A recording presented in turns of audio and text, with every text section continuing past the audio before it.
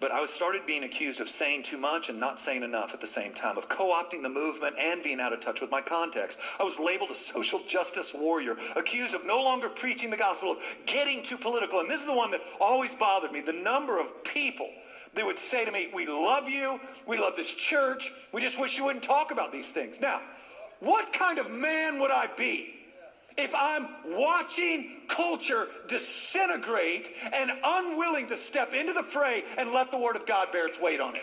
Like, what kind of man are you? What kind of man are you? No, I'm being serious. This is costly. This is a costly subject. We have shrank considerably over this. But what kind of man am I if I let the crowd dictate to the Word of God what is true and what is not true? Like, that one's the one that bothers me. I'm no social justice warrior. I do preach the gospel. But to say, don't touch it. What kind of church are we going to be then?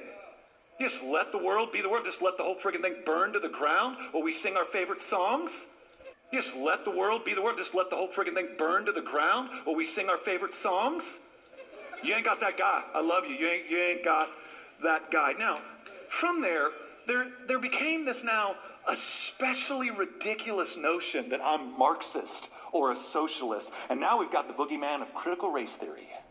Now, I understand these tactics. And I also believe in systemic injustice. And when I say systemic injustice, I don't think that there are 6 uber billionaire, trillionaire white guys that are screwing everything up for black, brown, and other colored people.